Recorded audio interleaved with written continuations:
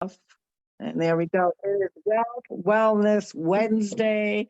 So far we've had a lot of rain, but today, keeping our fingers crossed, we get some sun and blue skies, hopefully, with a few clouds that it lasts out that way all day long is what I'm hoping for. But good morning, everyone. Late morning.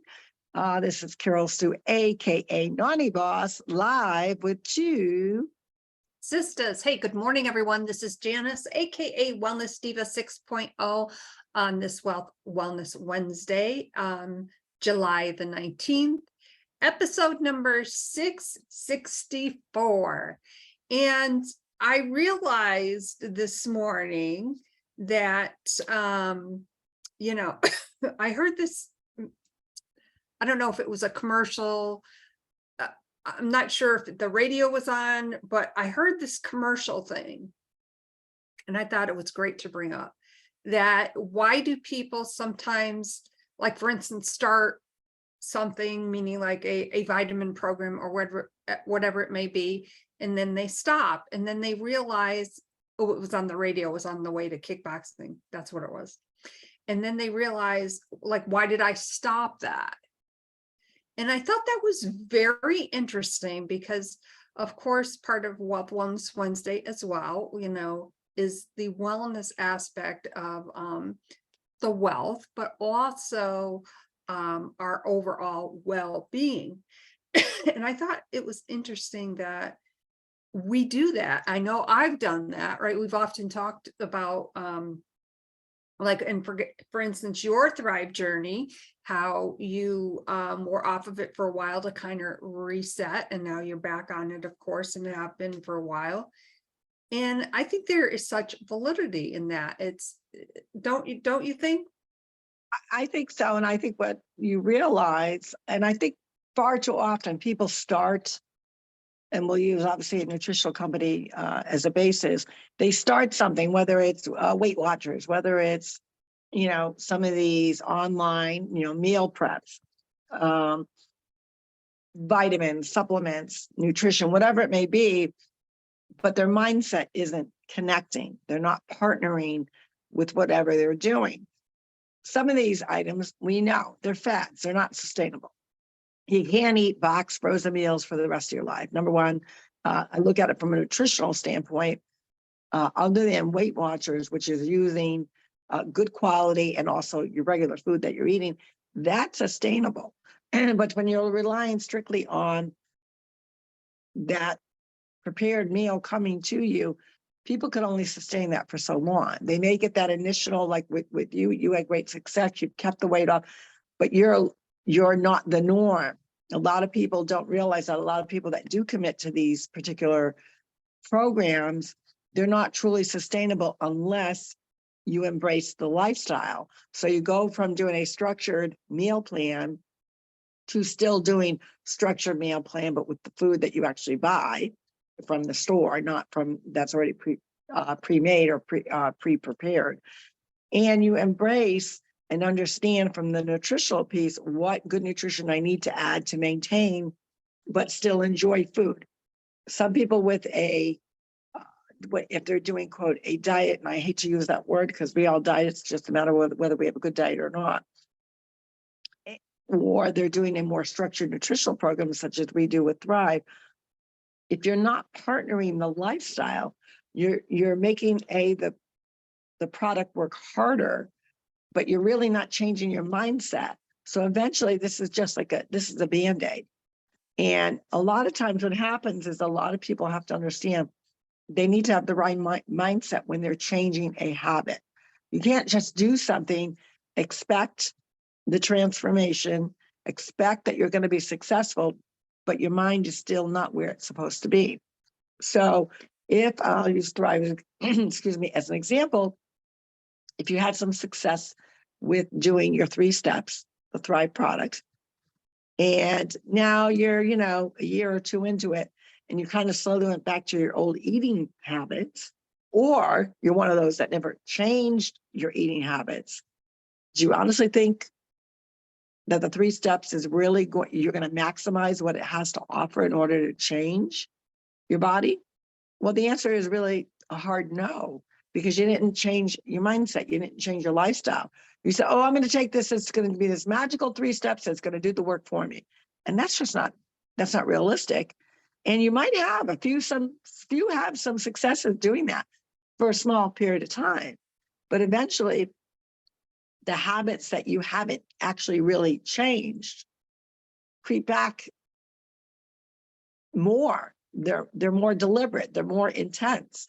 And that's why a lot of times, even with people doing a gastric bypass surgery, while some have success with it, there's a huge percentage that don't, because they end up getting very ill because they still haven't changed their mindset. They're still trying to eat the way they used to, not only the amounts, but the type of food, and your body can't handle it, and your body starts rejecting it. You get sick.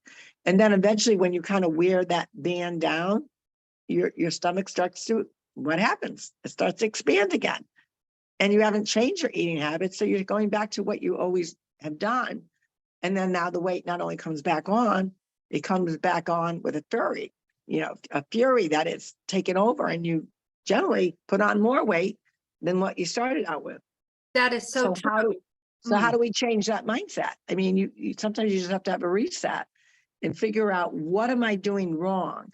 And that's exactly what I did. I took 6 months off from not only doing the product, John was still doing the product. I quit the company.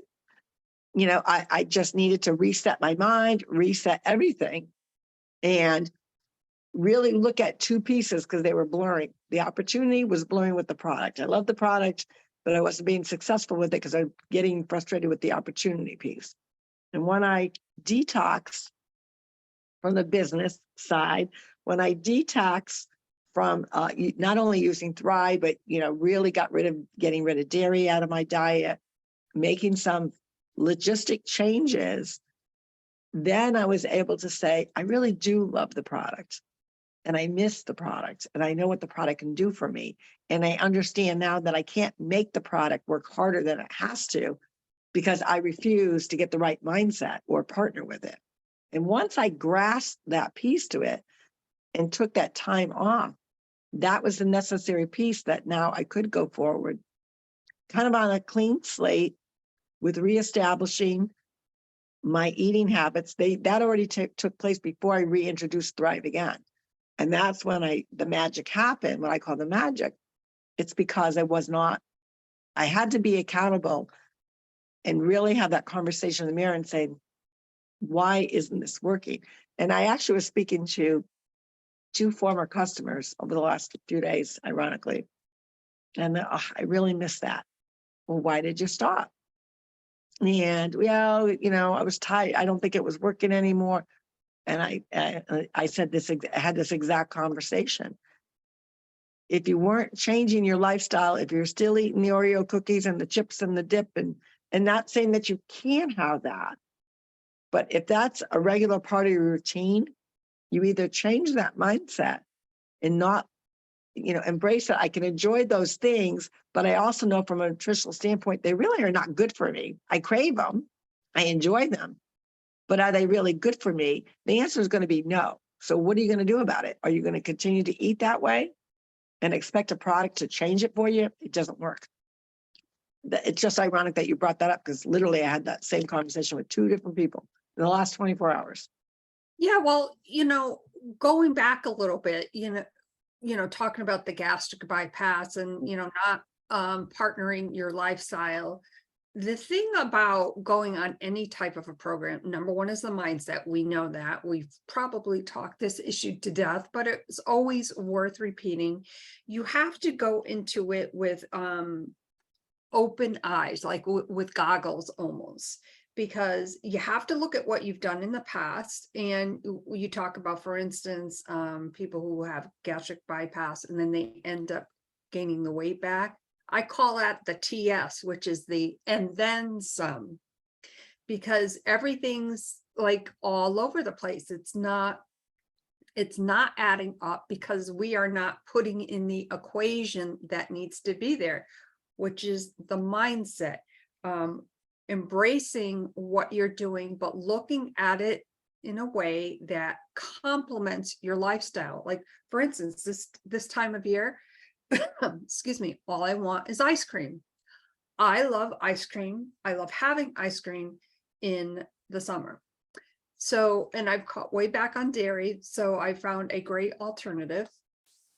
Now, of course, Gary has a nice big bowl. I get a coffee cup, and I'll just scoop a little scoop out, and I'm happy. I mean, have I had it every night?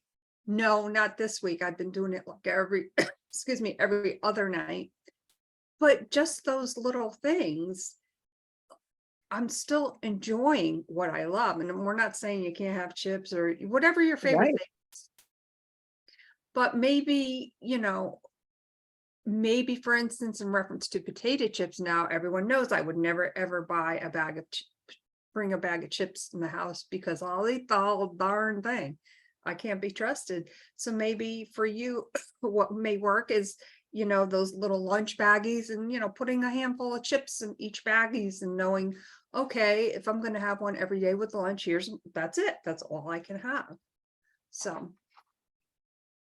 And again, it goes back to really being accountable.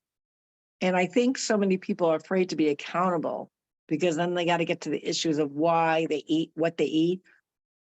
I've also learned, and we've discussed this before, is really listening, not hearing, because you can hear your stomach growl, right? But really listening to your body.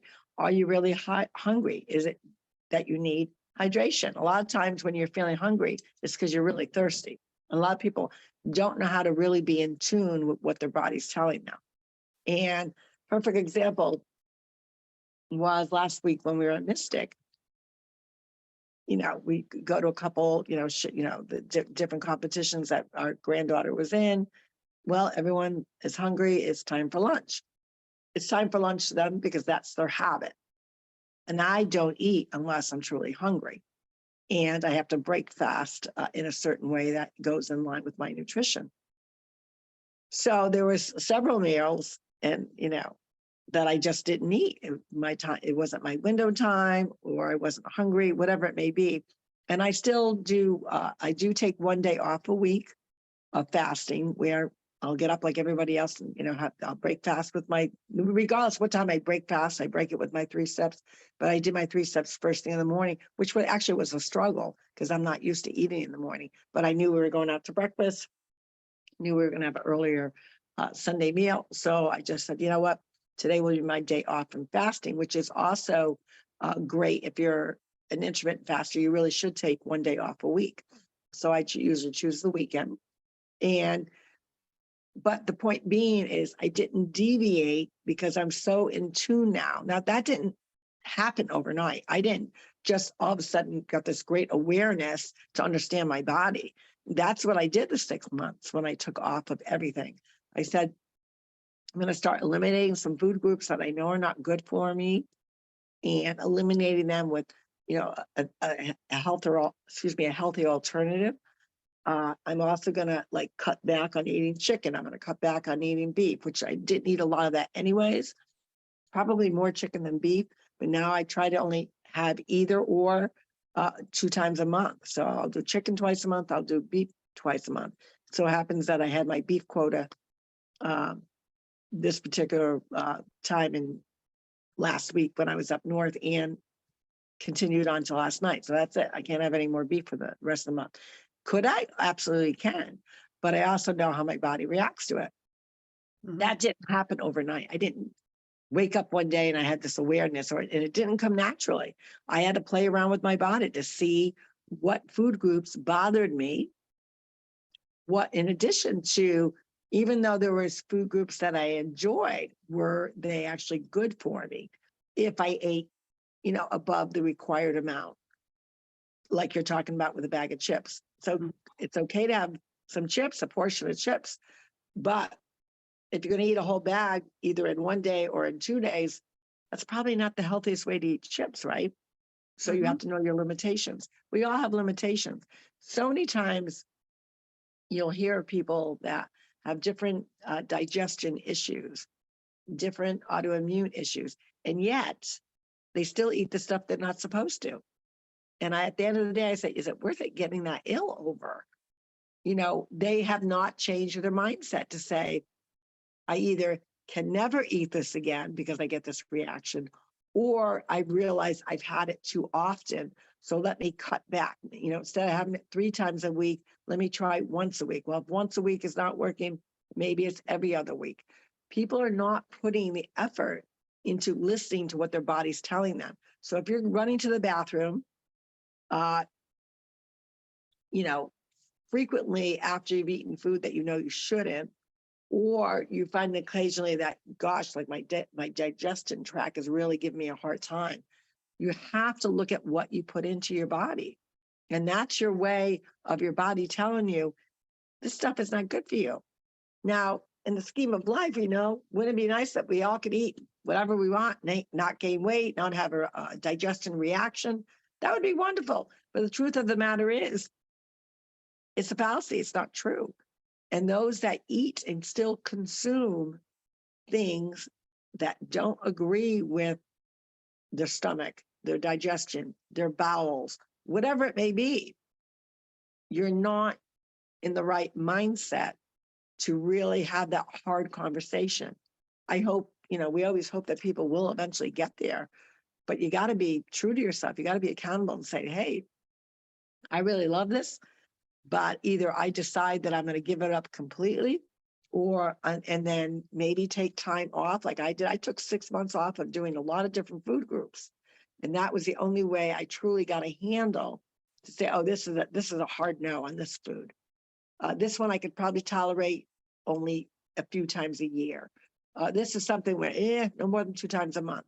You got to listen to your body. And I think the whole point of Wealth Wellness Wednesday, a piece of that is to really get in tune with what our body values of what we can for the intake piece.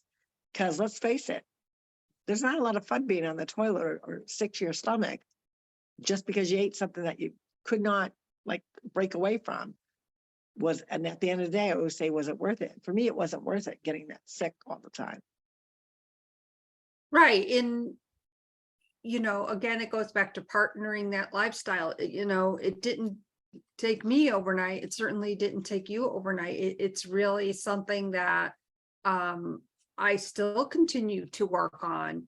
And I was speaking with someone actually this morning, my friend Barb, and we were talking about weight in general. And I said, when I look back at my journey, I really think that, and I thought at the time, losing the weight was really hard.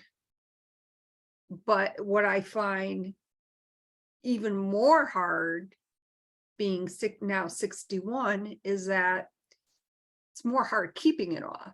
So again, it goes back to partnering.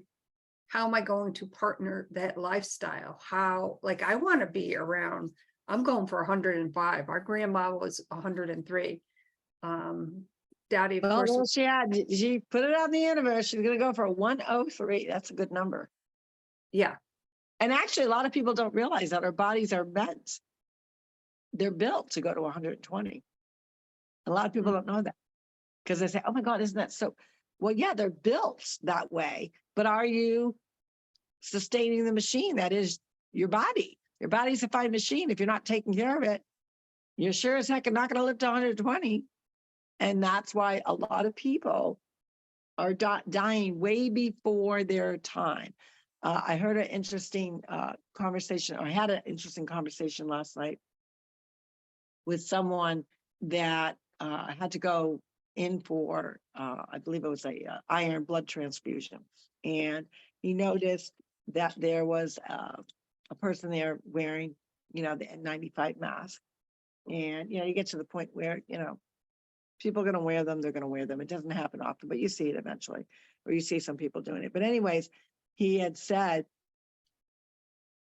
somebody must have made a remark, or maybe, staring at them. I don't know what that particular piece was, but he ended up speaking out loud so the rest of the waiting room could hear him. And he said, people just don't realize people are dying, 5,000 people are dying a day from COVID. Now, that is not true, number one. And what I would say to someone who is keeping that propaganda statement, I would say there may be 5,000 people dying a day, but I can tell you right now, it's not from the virus. Obesity is the #1 killer, and it's also impacting a very lazy generation that stayed away from school because they were forced out of it. The generations of freshmen all the way up into college, the obesity rate is alarming. It is devastating. And obesity is the #1 cause of a lot of people dying. And it doesn't have to be. That is something that you can change when you understand and partner your lifestyle with also a healthy gut. Doing proper nutrition, making sure that your immune system that really protects this machine from viruses, bacteria, or whatever, if you're not feeding it all the good stuff and doing a healthy nutritional program, you're not doing anything to put that defense mechanism up for your body to fight off those things. So that sadly is what's happening. And people really, the obesity rate in the United States alone is skyrocketed. It's egregious. Well, and of course, the obesity rate causes a lot of inflammation, which raises the cortisol, which causes all sorts of haywire things, which causes several different diseases. So, again, it's like obesity is the umbrella and everything else can be underneath it, so to speak. And that's those statistics are very frightening. Again, it goes back to the partnership and how are you going to partner that lifestyle? This is not us trying to get you to do something. This is us sharing with you what we are passionate about, what we know to be true. Now, I always say, please go ahead and do your own due diligence, whether you want to, talk with a health coach. I'm a health coach. Whether you want to talk with your physician, have those conversations, do your own research. It's always good to, of course, do that as well. Inform yourself, of course. Right. And when you do, that's when you're able to make those decisions based on your own particular needs. There are a lot of people that just live by a plant-based diet, don't do any vitamin supplements or anything, and swear by that.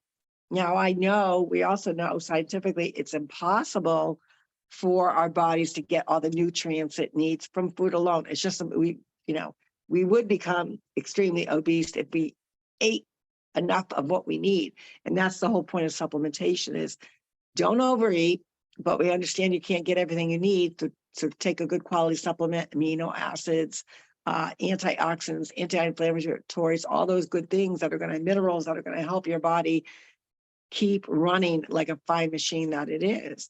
And then there's other people that they don't see the value in that, but then yet those are the ones that are complaining, oh, my joints hurt, my muscles hurt, I'm so tired, I'm not sleeping well, I feel like a pretzel, why am I so moody?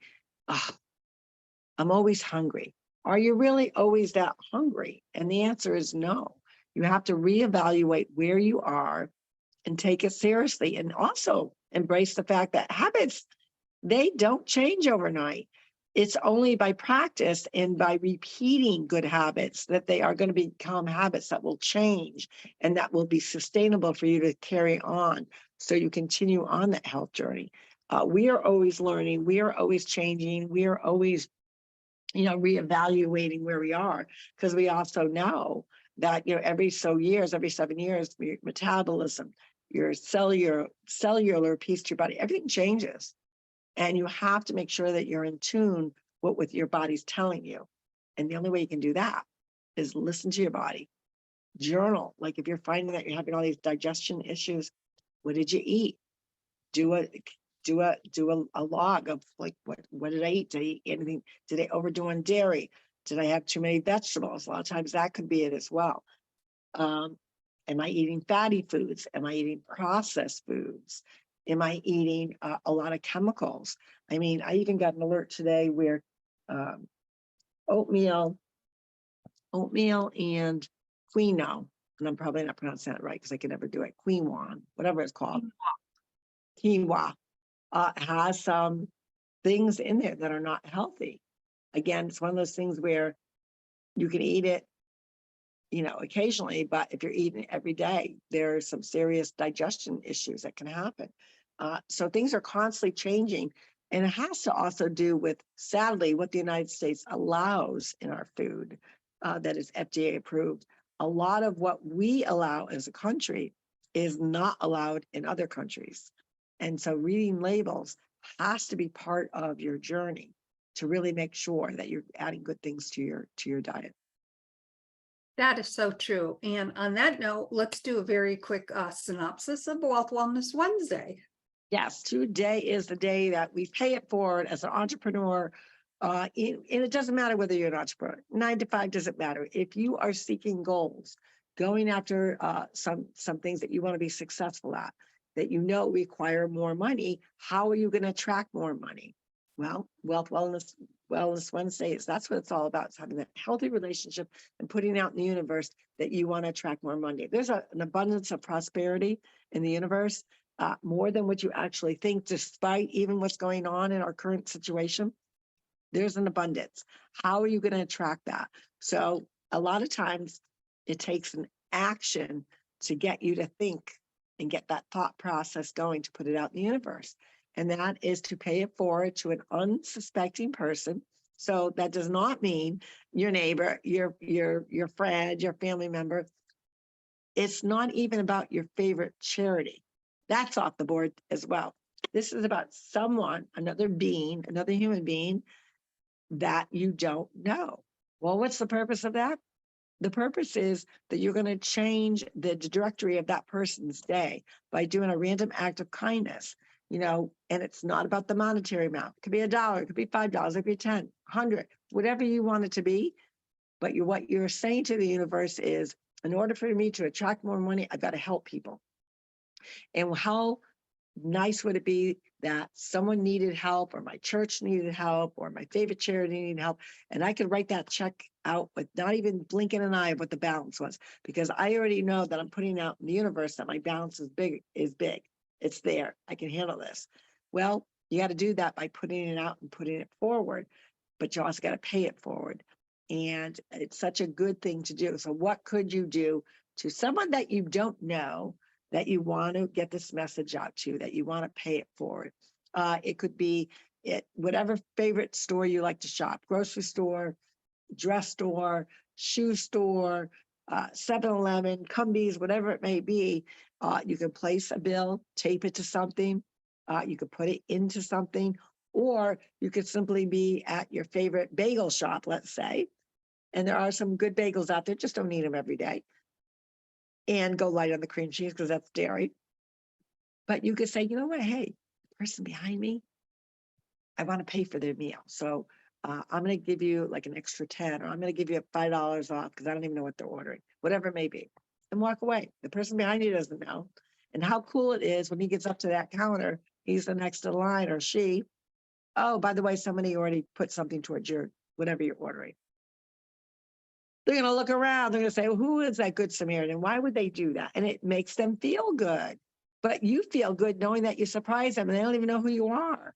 So it's putting out that kindness, putting out that prosperity into the universe. So that is what Wealth Wellness Wednesday is all about. That is awesome. And how true is that? And how good is that going to make you feel? And on that note, we hope you have an amazing Wealth Wellness Wednesday. Please go to our website, www.TwoSistas.online, and let us know what you thought of today's podcast. My name is Janice, aka Wellness Diva 6.0, and I am with TwoSistas. So this is Carol Sue, aka Naughty Boss, about to look into some really fun activities and possibilities, opportunities. You never know what's out there. Have a great Wellness Wednesday. We will see you tomorrow for Trending Thursday. Take care, everyone. Bye-bye. Bye.